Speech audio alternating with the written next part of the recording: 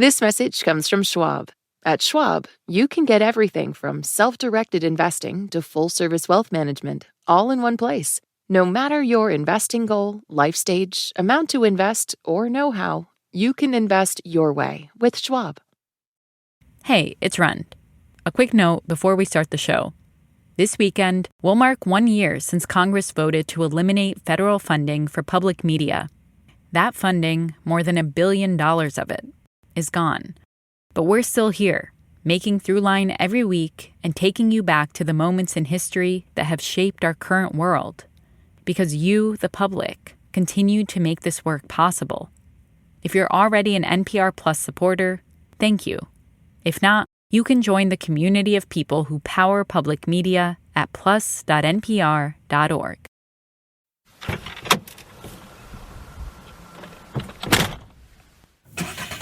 Brought to you in part by the Girardi Funeral Home, 2520 Chicago Road in Chicago Heights. Summer, it's road trip season. Come on, get in the car. Here on wonderful WIL Radio. We're taking a drive down the most famous highway in America, Route 66. Time for the 7-Eleven Weather Watch. You may be our next winner. 66 is the path of a people in flight. It's not all of America, but in its heyday, it traversed a lot of it. Almost 2,500 miles of its middle. The well-trod path for millions of Americans who were on their way. Refugees from dust and shrinking land, from the thunder of tractors and shrinking ownership. John Steinbeck called it the Mother Road. From the desert's slow northward invasion. From the twisting winds that howl up out of Texas. From the floods that bring no richness to the land and steal what little richness is there. Millions of Americans, they weren't just using the highway to get someplace. It was personal. As you drive down Route 66, you're rolling through tire tracks left by generation after generation.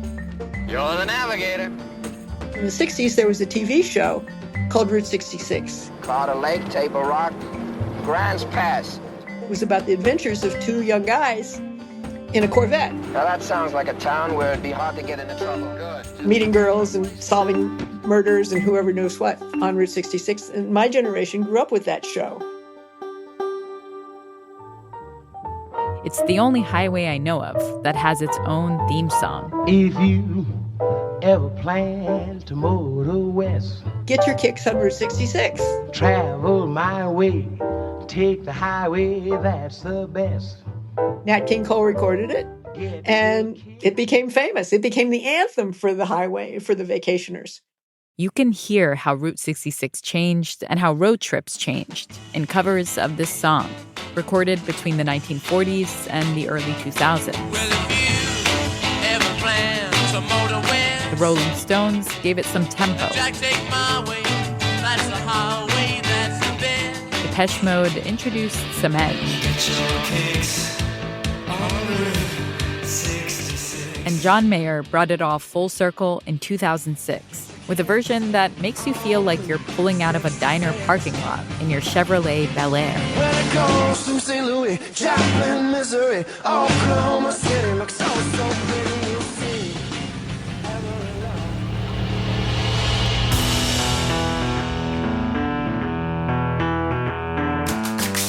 I'm Rand Abdel-Fattah, and you're listening to Throughline from NPR. This November, Route 66 turns 100. Today, the highway is largely defunct, broken up and bypassed.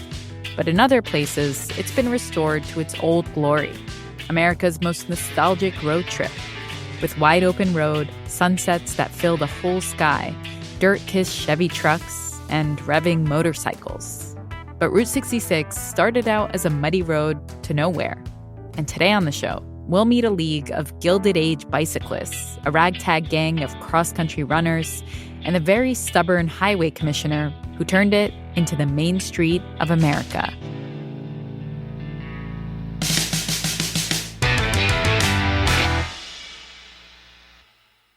Hi, this is Jules from Toledo, Ohio.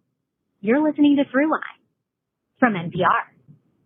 Thank you guys so much for all you do. I love listening to Throughline on my drive and on my runs and really anytime. So thank you guys for all you do. This message comes from NPR sponsor Carvana. Carvana believes selling your car should be easy. Get a real offer down to the penny, picked up from your driveway. You may keep waiting for a catch. There isn't one. Sell today at Carvana.com. Pickup fees may apply. Support for this podcast and the following message come from Strawberry.me. Be honest. Are you happy with your job? Are you stuck in a job you've outgrown or never wanted in the first place? Are your reasons for staying really just excuses for not leaving? Let a career coach from Strawberry.me help you get unstuck. Discover the benefits of having a dedicated career coach in your corner and get 50% off your first coaching session at strawberry.me/NPR. This message comes from Mint Mobile. If you're tired of spending hundreds on big wireless bills, bogus fees, and free perks, Mint Mobile is for you. Shop plans at mintmobile.com/switch. Taxes and fees extra. See Mint Mobile for details. The NPR network has always been powered by the people it serves, not by shareholders or special interests, but by people like you and me who believe in a free and independent press. 1 year ago this month, Congress eliminated federal funding for public media. Together, we continue the kind of journalism that we, the public, rely on. Please support this work today at plus.npr.org. Part 1. The Mighty Monarch Mud.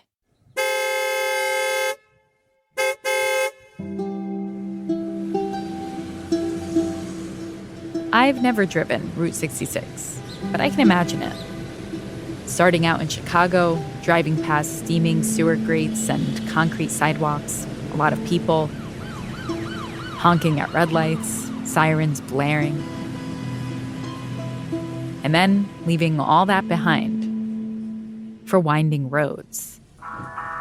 Down through Illinois, Missouri, Kansas, all the way across Oklahoma.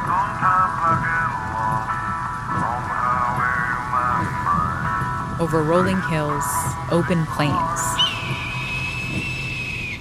And then we're into the Southwest, Texas, New Mexico, Arizona. Driving past gas stations and diners with neon signs. Until we hit the beach in Santa Monica, California.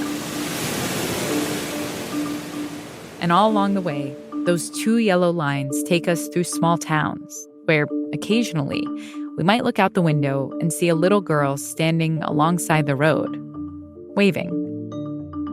I grew up in Kirkwood, outside St. Louis. And when I was really a little girl, my mother would walk us down, my sister would be in a stroller, and we'd walk down to an old blacktop road where there was a little creek with fishes in it. And my mother would say, "This is the most famous road in the world." This is Susan Croce Kelly. She's written 2 books about Route 66. And as a kid in the 1950s, she lived just down the street from a bypass patch of the highway. And even at age 5, I remember looking at that road and thinking, nah, no way. You were like underwhelmed by it? It was just a little road, you know? As mothers are, my mother was right, you know, but it took a long time for me to know that. When Susan grew up, she became a reporter for a local newspaper, and she spent a lot of her time driving around. And every once in a while, her work would take her down old Route 66. And even back 50 years ago, when I was a reporter, you'd go down that highway and it was like a time machine. There were the old motels and the old service stations and the old concrete pavement with the lip on the side, which was characteristic of the highway. And I thought, boy, somebody needs to write a book about this. So she did, along with her colleague, Quinta Scott.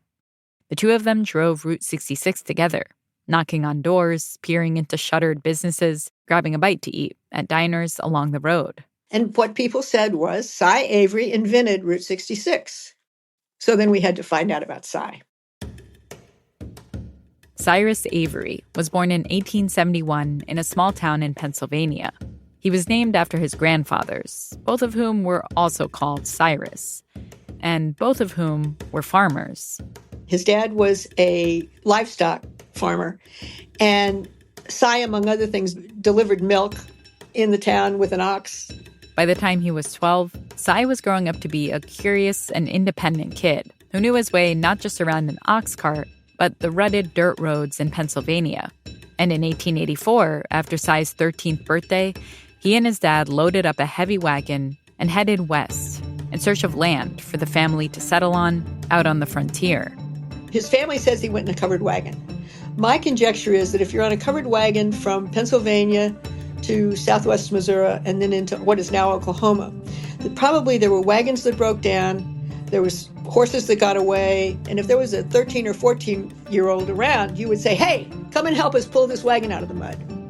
So, as did many people in this country, Cy had a first-hand knowledge of how bad the roads were. This was not a theoretical deal.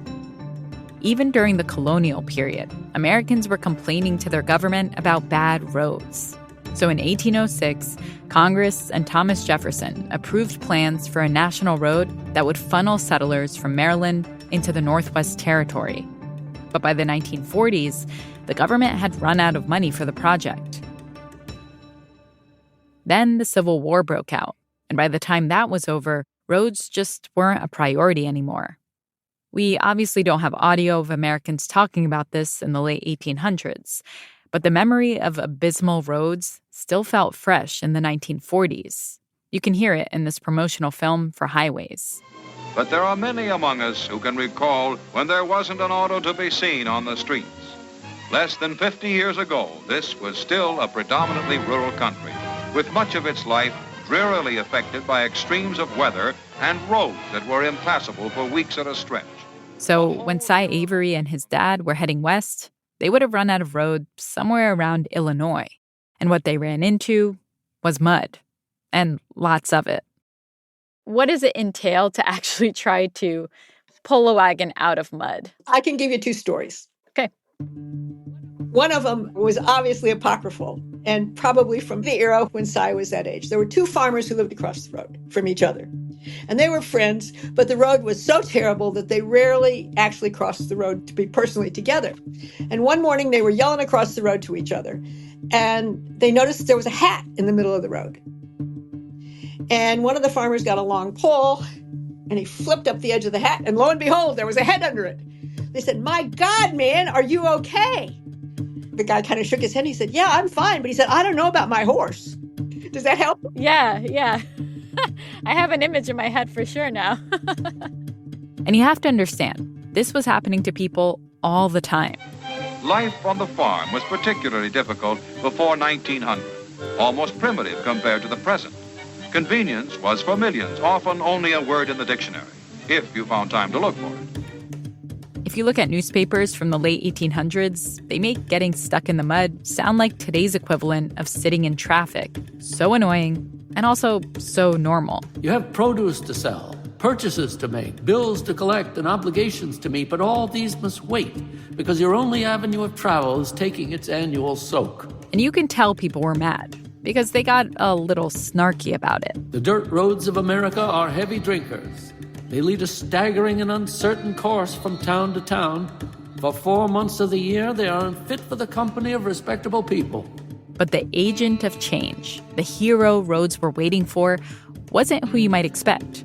It wasn't the doctors who couldn't get to their patients, or the farmers who couldn't get their goods to the market, or even the railroad magnates who thought roads would strengthen the shipping industry. No, the Good Roads movement came from a much more unified and powerful group. Bicycles became a big deal in the United States. And as soon as people had bicycles, of course, beginning on the East Coast, they said, we need better roads. We can't ride these bicycles in the mud. And that was the beginning of a push for good roads. Bicyclists in the late 1800s were a pretty elite group. They tended to be wealthy because bicycles were expensive. And like other wealthy Americans at the time, they had power in politics and in business. By 1880, they'd created an advocacy group called the League of American Wheelmen. And before long, that group went national. By 1890, its lobbying had steered Congress to spend thousands of dollars on road feasibility studies. In 1893, at the Chicago World's Fair, there was a big Good Roads convention. And a magazine came out, it was Good Roads magazine, and almost immediately they had 1 million subscribers. I mean, this is how important this was to people. There were Good Roads men all over the country in their individual states getting elected because they said, I will bring better roads. The cyclist movement grew and grew. Soon they pulled in rural postal workers, doctors and farmers in small towns who'd been complaining about mud for decades.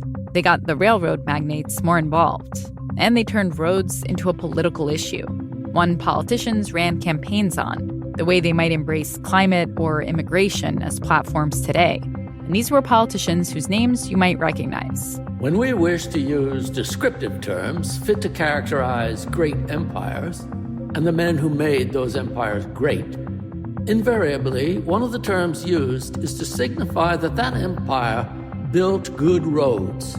That's an excerpt from a speech by President Teddy Roosevelt, hyping up roads in 1903. And here's another president, Calvin Coolidge, a couple decades later. No expenditure of public money contributes so much to the national wealth as for building good roads. Cy Avery grew up alongside the Good Roads movement. He went from being a kid who dug wagons out of knee-deep mud to a young adult who relied on those same roads to move out of state and go to college. But by the 19-teens, he was done moving. Tulsa, Oklahoma was home. Cy was in his 40s, married with kids, and he was ready to step up and do something about these roads. Susan says he had a powerful presence. He wasn't very big. I don't think he was 6 feet tall, but I think he might have been the kind of a guy that pretty soon you'd turn around if he walked into a room, to see who that was. Cy was rapidly becoming a local leader in Tulsa. Farmers went to him for loans, and the community voted for him to be on the Board of County Commissioners, even though he wasn't running in the election. Was he, as far as we know, was he a good orator? Yes, a golden-tongued orator. He was a twinkly-eyed guy. He would sit down and talk to anybody, and I don't think that he cared if people were barefooted or had servants with them. He was just a real universal kind of a guy, and very smart, and very committed to what he was doing. What he was doing was building roads, and he found a way to do it without money from the federal government or the state of Oklahoma.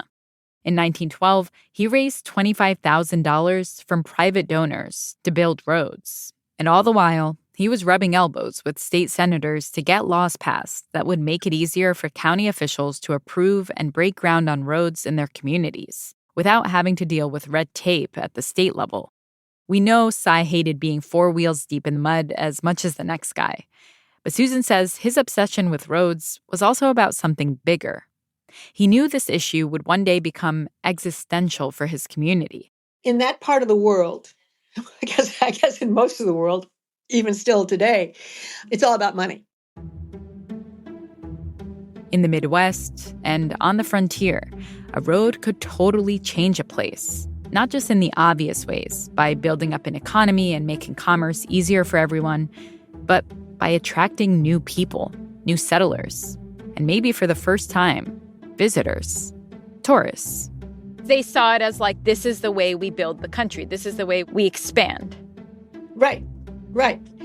And after 1900, the push became even greater. I don't need to be dramatic about what a big deal cars became at the time. That's what newsreels from the 1940s are for. At first, mistrusted, spoofed at, but gradually accepted as the open sesame to the new age, the automobile age, which was to have one of the greatest effects ever to rise from American mechanical genius. That mechanical genius was Ford's Model T, rolled out in 1908 and designed to be affordable and easy to operate. After the Model T was introduced, that meant everybody could have a car. In 1909, up by Detroit, a bunch of engineers laid the first mile of concrete pavement.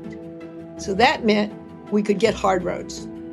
But concrete pavement was expensive. In 1910, Oklahoma had a grand total of 23 miles of what were called hard surface roads. Cy was pushing for more. But he realized quickly local taxes weren't going to cover the cost, and the federal government wasn't volunteering any funds. And so people said, well, we'll do it ourselves if Congress won't do it. County commissioners like Cy and other good roadsmen organized a vigilante road building effort. They talked local groups into running road building seminars. They formed new associations dedicated to roads, left, right, and center.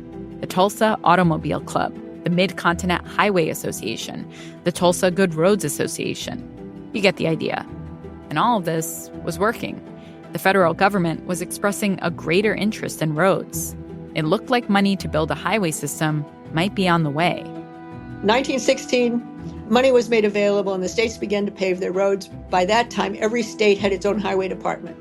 And they were at least working to improve the dirt and gravel roads. But then you had World War I, and everything stopped. Coming up, the war is over, and Cy Avery is hellbent on getting his highway.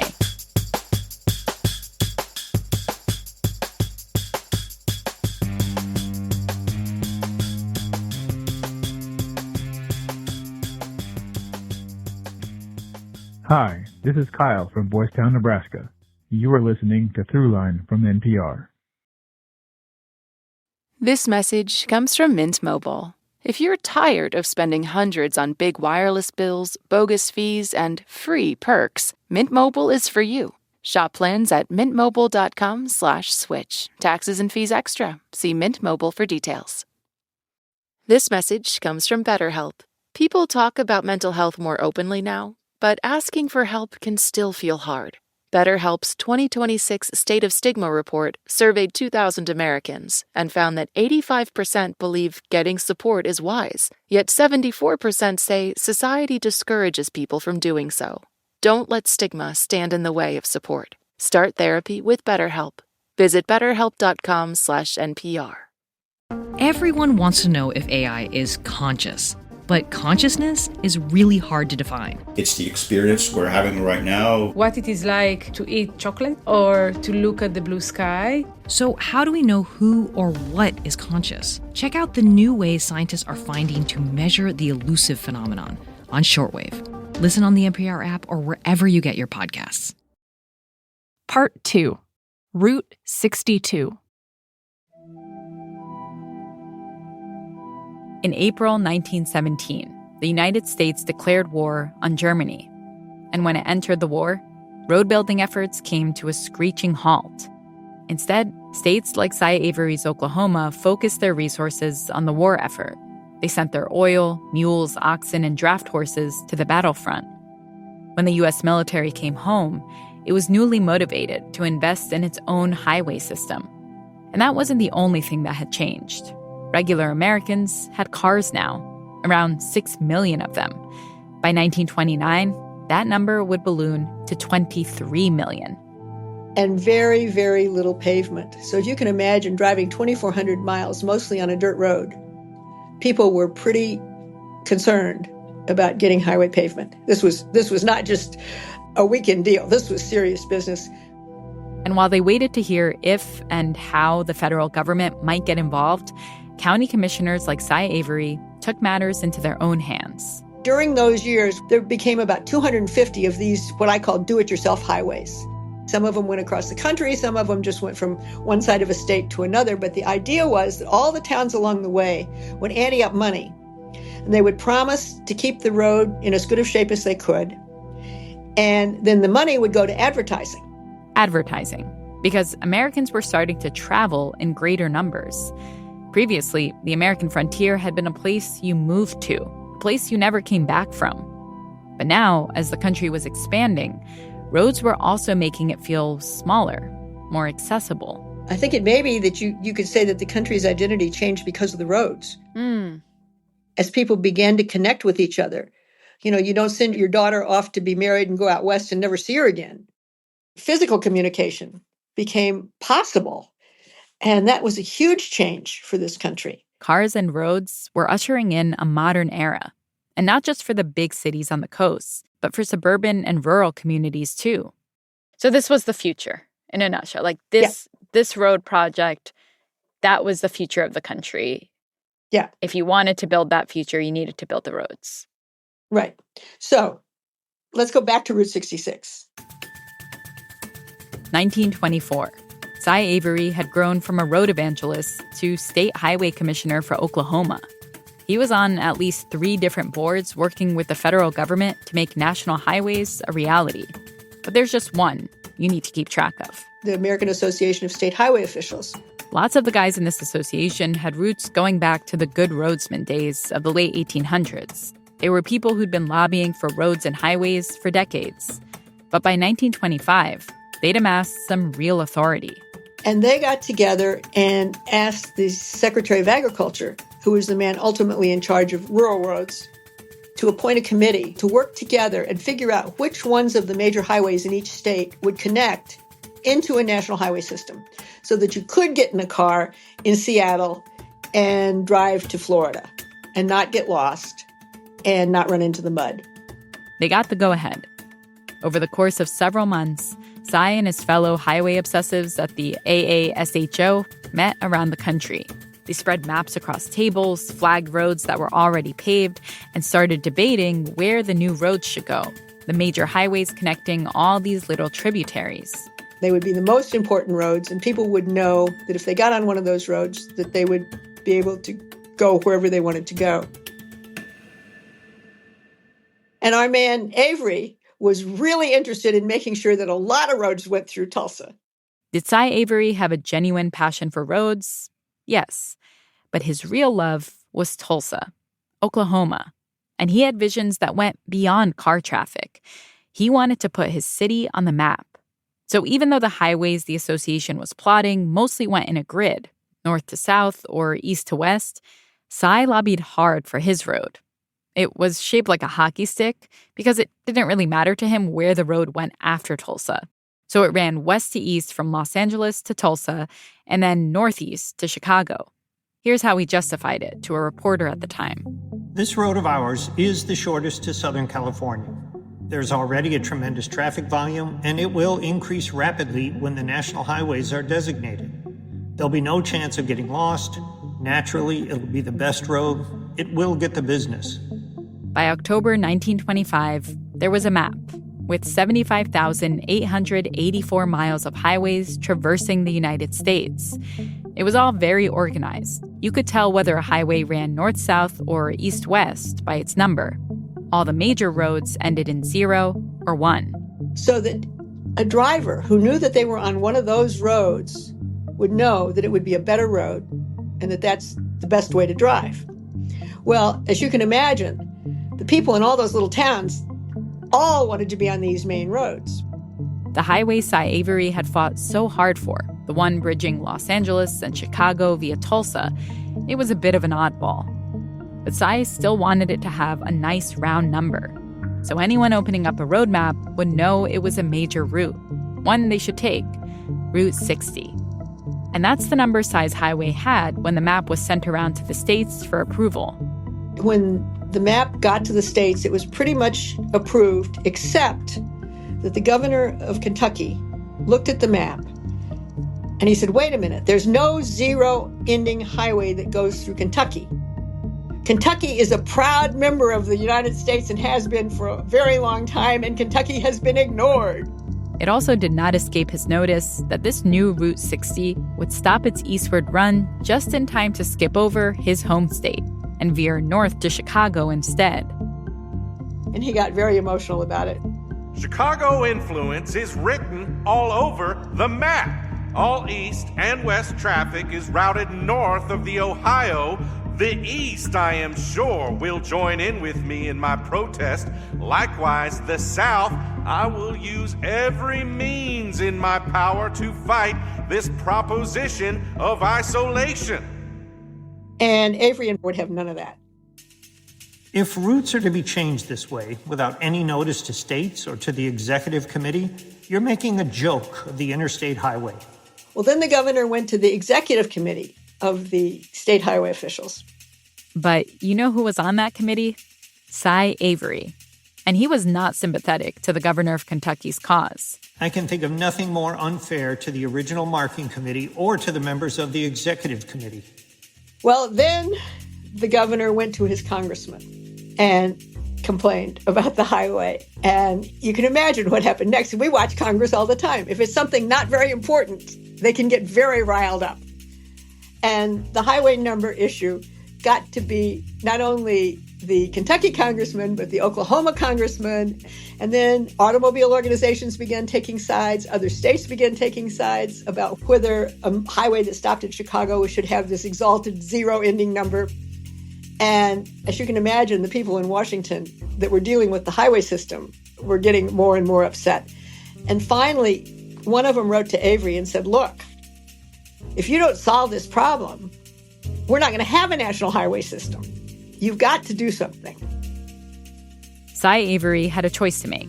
He could die on the Route 60 hill and put his entire highway at risk, or hand the governor of Kentucky a win and accept a less flashy number for his own road, like Route 62 or 60 North. But both those numbers felt forgettable, even confusing to Cy. The problem was, all the good numbers were already taken. They had 24 numbers left over. And they said, what number is left over? One of them was 66. And they said, why don't we try that? And by afternoon, the decision was made, and they sent a telegram to Washington. We aren't willing to agree to this change. We prefer 66 to 62.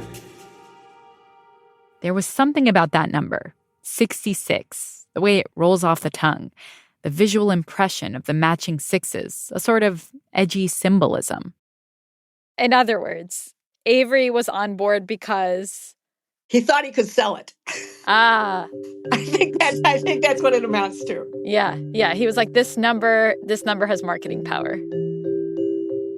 On November 11th, 1926, the states voted to accept the map for a new national highway system. Cy Avery had his highway. But at that moment, it was still just an idea, a line on a map, a disconnected jumble of gravel roads, paved paths, and landscapes in need of a bushwhacking. And to make it more than that, to make it the thriving Main Street Cy Avery envisioned, would take a miracle. That's after the break. This is Rachel from San Diego, California. I love Throughline as a history major. In college, I feel like I get a refreshment every week, and I really appreciate it. You're listening to Throughline from NPR. This message comes from Mint Mobile. If you're tired of spending hundreds on big wireless bills, bogus fees, and free perks, Mint Mobile is for you. Shop plans at mintmobile.com/switch. Taxes and fees extra. See Mint Mobile for details. This season on Planet Money Summer School, we go to China, one of the world's biggest economies. And what we learned is Americans are crazy. Chinese are crazy. These are two countries full of these crazy hustlers. The U.S. and China are more alike than you might think. On Planet Money Summer School, a strange lesson about success, how to handle the downsides of progress. Listen on the NPR app or wherever you get your podcasts. Every episode of It's Been a Minute, NPR's What's Happening in Culture podcast starts by asking 3 questions. Who? How? Why now? If the culture's asking it, we're talking about it. At NPR, we stand for your right to be curious and indulge your cultural curiosity. Follow It's Been a Minute wherever you get your podcasts, and we'll break down the zeitgeisty topics that are filling your feed. Part 3. The Main Street of America. My great uncle, my grandfather's brother, who was a very laconic Ozarker, he said, you know, when your grandparents got married, he said, I took them over to Joplin to take a train for their honeymoon. And he drove them over there on old 66, which was new 66. And he said on the way over there, and I've since pinpointed the place, he said there was a paved section of highway because the states were also putting down test sections around the country. And he said there was about a mile of concrete. He said, I took them to the train, and then I came back, and I drove back and forth and back and forth and back and forth on that concrete because I'd never driven on anything that smooth or that fine. I just, to think about this guy, you know, in an old Model T, saying, I got to go back and do that again. You know, that was so cool. In 1926, when Route 66 was officially signed into existence, along with the rest of the U.S.'s first interstate highway system, it didn't yet exist in real life. at least not as a connected, fully paved road. The highway engineers were working on it, but the road still felt sleepy. The small Oklahoma towns it ran through weren't seeing much more traffic than usual. Cy Avery wanted fanfare, and he knew it was going to take some good old-fashioned showmanship.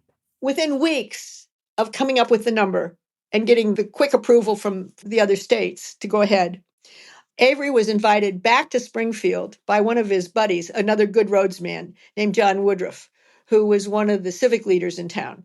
And Woodruff had built this huge, wonderful hotel on the edge of what would become Route 66. And he was having a celebration, and he invited the governor and all kinds of state officials, and he invited Avery and his wife. And they drove over from Tulsa. And during the course of the 2 or 3 day celebration, Avery and Woodruff went out to see where the paving was going on for what would become Route 66. You can imagine the two of them standing there, the city behind them, the open land ahead of them, sky and distant hills, weeds and mud. And Woodruff said, we need a booster organization for this highway. And a few weeks later, they had a core group of people that got together and organized the US 66 Highway Association.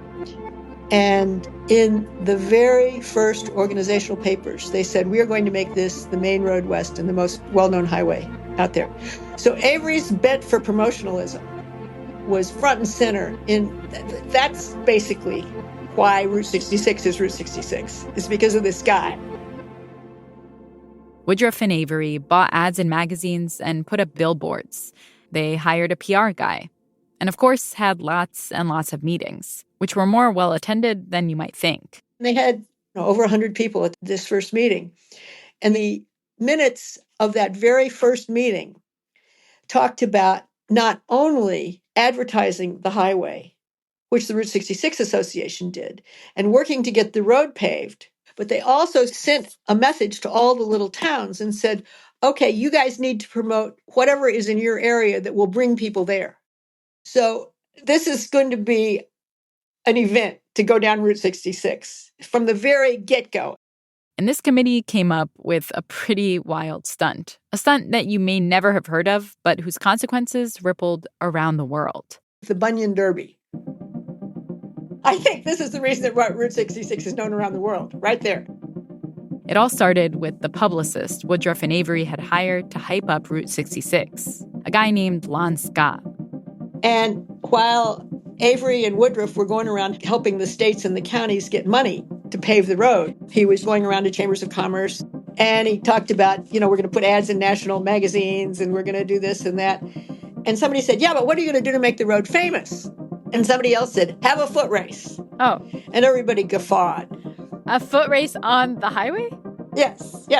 And after the luncheon, 2 or 3 reporters came up to him and said, that's not a bad idea. There's a guy named Charlie Pyle who is a professional sports promoter, and you ought to get in touch with him. Now, I don't claim to be any kind of sports aficionado, but even I have heard of some of the big sports stunts that were going on around this time. Charles Lindbergh flew nonstop over the Atlantic, the first time anyone had ever done that, with the help of 9 sponsors. When the American swimmer Gertrude Ederle swam the English Channel, newspapers in both England and the U.S. had a field day. And Babe Ruth and his relentless home run streak was proving better than anyone that amazing feats of athleticism, broken records, could capture attention.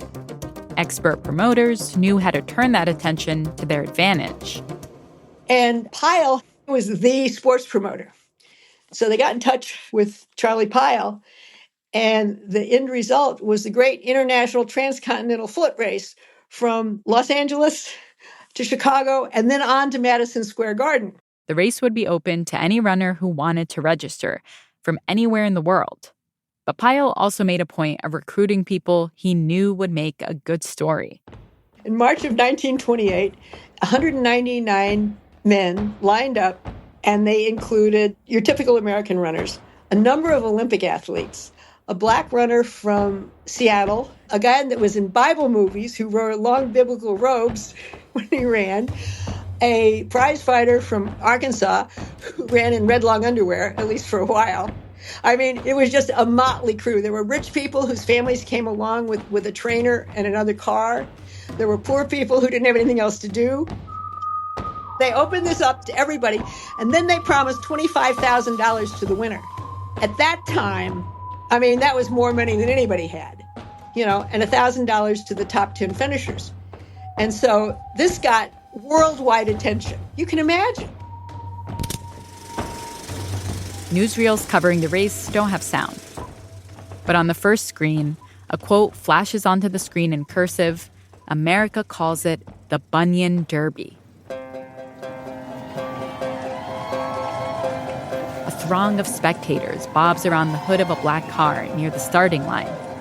On your marks. And then... Get set. The runners are off. They kick up a cloud of dust as they take off. And the sports writers ate it up. Bunyan Derby underway. Farmer leads field in long Bunyan Derby. Cross-country Bunyan Marathon still numbers 96 hired runners. And once it was well on its way down Route 66, that's when the Bunyan Derby really got weird. Pyle's motley crew ran city to city, through barren desert and small towns. They slept on the floors of an elf's lodge or a high school gym, or in motels if they had money. And Pyle followed behind them with a parade of cars, a portable hospital, a radio truck, and a 300-gallon coffee pot on wheels. Pyle also had a carnival that went with him. There was a two-headed chicken, a tattoo lady. They also had the mummified body of a genuine Oklahoma outlaw. I should say we weren't able to totally verify that last part. I just think this is remarkable, by the way, because this is decades before, Mad Men era marketing. This is the OG. Yes. And remember, the roads were muddy. Because the road wasn't actually done yet, right? No. Illinois was paved all the way, and California had a lot of paved roads. But the rest of the country, Missouri was paved in 1931. The whole way was paved in 1938. So in 1928, these guys had all kinds of issues. They ran into a snowstorm in Texas. And in the Southwest, the black runners, as you might imagine, were not exactly welcome. So they had to find places to stay in the local black community, if there was a local black community for them to stay in. And at one point, one of the runners was followed by a farmer with a shotgun who threatened that if he ever passed a white runner, that he'd get shot. Sounds like a lot of people... you're running across the country in 1928, you're going to encounter the different dimensions of the country, right? At that moment in time. And when we were interviewing people, I can remember two distinct times when somebody grabbed me by the shoulder and said, "Come here," and took me over to a window and said, "I was sitting right there when the Bunyan Derby came through." This was a huge deal for these little towns. The runners plodded their way across the country, from L.A. to Tulsa to Chicago, and every small town in between, until, finally, 8th Avenue in Manhattan stretched ahead of them, Madison Square Garden growing closer with each step. It took almost 3 full months, but 55 men made it all the way from Los Angeles to New York City. 55 made it the whole way. What happened to the rest of them? They just dropped off along the way somewhere? They dropped off. Some of them got hit by cars. Jeez. Some of them... I'm sorry. Some of them just couldn't do it. I mean, this is 50 miles a day for some days. The biblical actor got found in the trunk of a car, and they, of course, made him get out and eliminated him from the race. It sounds like both hazardous and problematic in so many ways, but then also weirdly a celebration of the country, of America at that moment. Absolutely. I mean, this was the biggest thing. And I swear that's why Route 66 is known to people. Because of the Bunyan Derby, I think the world knew about Route 66. The Bunyan Derby, as zany and unconventional as it was, had served its purpose. Even when news coverage about the race had fizzled out, the idea of Route 66 persisted as an adventure, a romantic idea that, in Susan's words, connected humdrum Middle America with golden and glowing Southern California.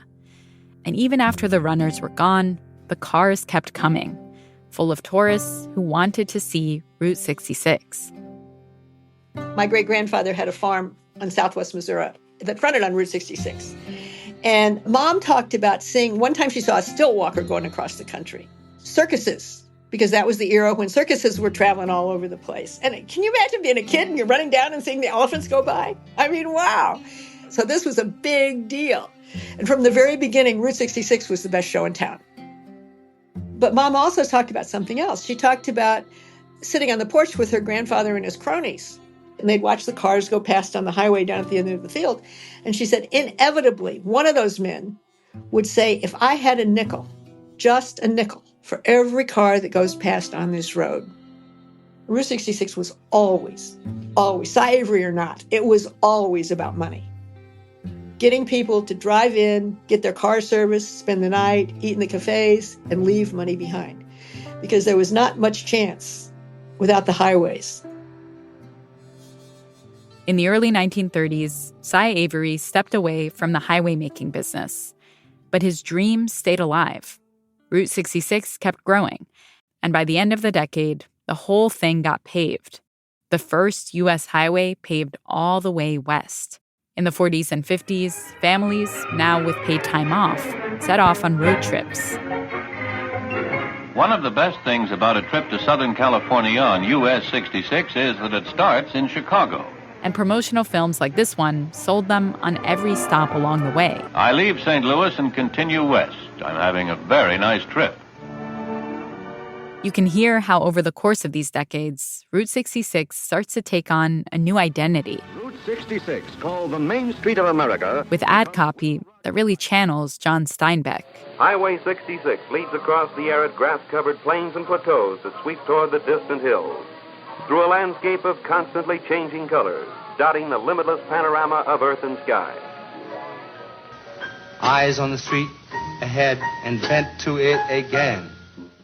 In the late 1950s, another literary giant, Jack Kerouac, left his own stamp on the great American road trip, giving words to the feeling so many others have tried to describe.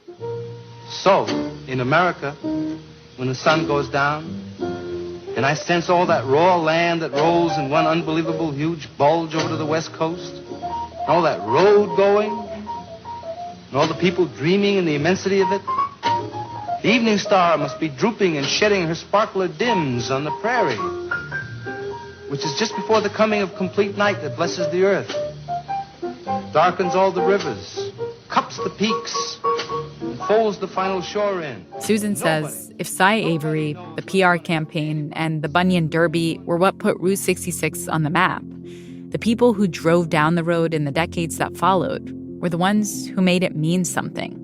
In my mind, Route 66 was first a road to be able to drive your car and get somewhere. And then second, it became really personal in the 30s and 40s. If you had left the Midwest and had to go to California with all your belongings on top of your car, you would remember that road. You might not remember it happily, but boy, you wouldn't forget it. And that was 2.5 million people. And then during the 40s, if you were sent to a military base or to the Pacific down that road, you didn't know if you were coming back. It imprints on you when you go through something like that, yeah. It imprints on you. And then in the 50s, that was the first time that people in this country, the working people, got paid vacations. And so the ones who had been down Route 66 and seen the beaches in California came back, loaded their families in the car, and drove down Route 66 for an adventure. California, the golden land of orange groves and sunshine, trees and flowers, deserts and ocean shore, offers rich promise and exciting fulfillment to the holiday seeker. So you had, 3 decades of millions of Americans. They weren't just using the highway to get someplace. It was personal.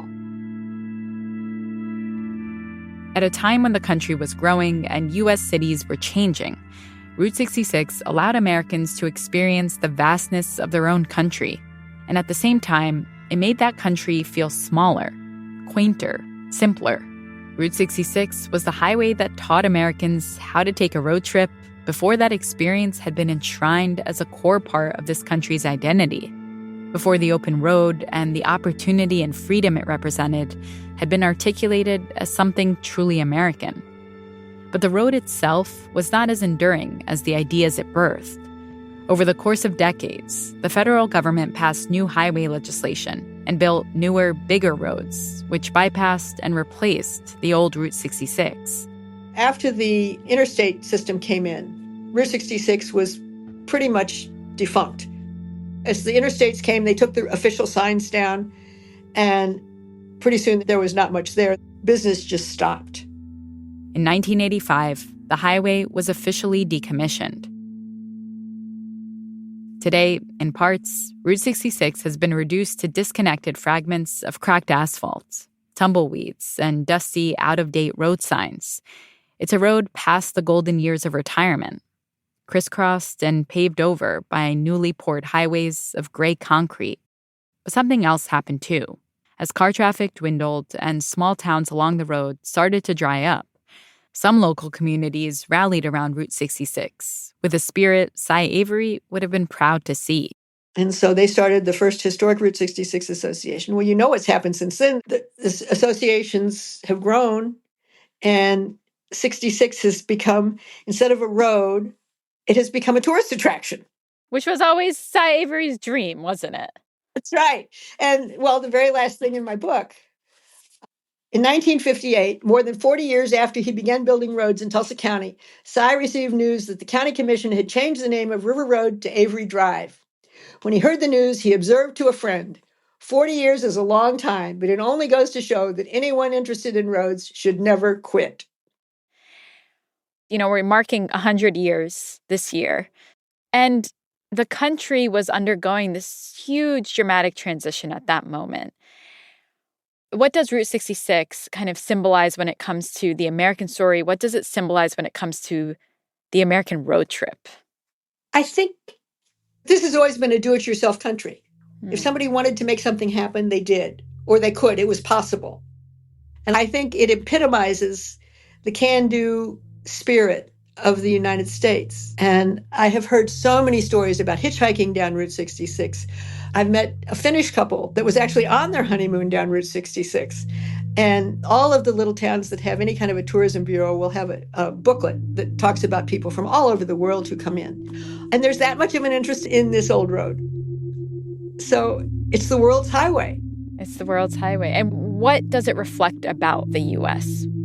I think it says welcome, for one thing, and you can do this. You know, come and see who we are. I think a lot of people see this as the real America. You get down into the rural areas, you're not in New York City, you're not in Los Angeles, you're not in the dot-com part of the world. This is real America. This is a way to get up close and personal to the United States. Susan Croce Kelly is the author of The Father of Route 66, the story of Cy Avery.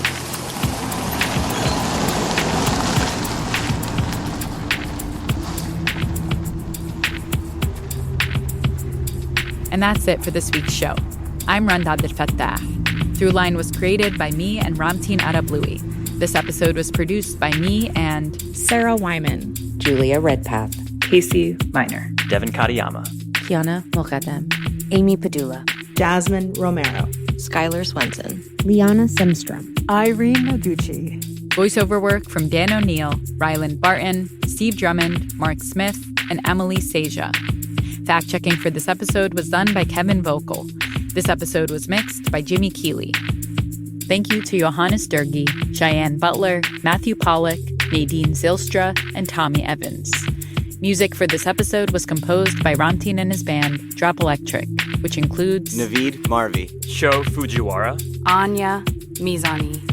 And finally, if you have an idea or liked something you heard on the show, please write us at throughline@npr.org. And if you're open to us giving you a call back, leave your number too. We might feature your idea in an upcoming episode. Also, make sure to follow us on Apple, Spotify, or the NPR app. That way, you'll never miss an episode. Thanks for listening.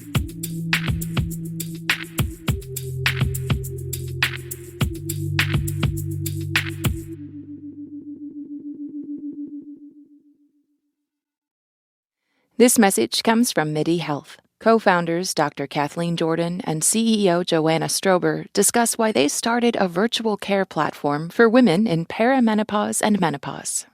The symptoms and experiences that women have in midlife, I think, were underappreciated or possibly even trivialized. The changes of perimenopause and menopause create a broad spectrum of symptoms and can actually lead to long-term health issues, but too few clinicians are trained in it. I also want to add, often the type of care that women are needing is very iterative. It requires trying different medications, learning about their body, and learning how to take care of themselves. And so what we've tried to do at MIDI Health is create a new type of care system that is responsive to women's needs and helps them take care of themselves and stay healthy instead of just treating disease. MIDI Health, committed to helping women in midlife with perimenopause and menopause care, accessible via telehealth visits at joinmidi.com.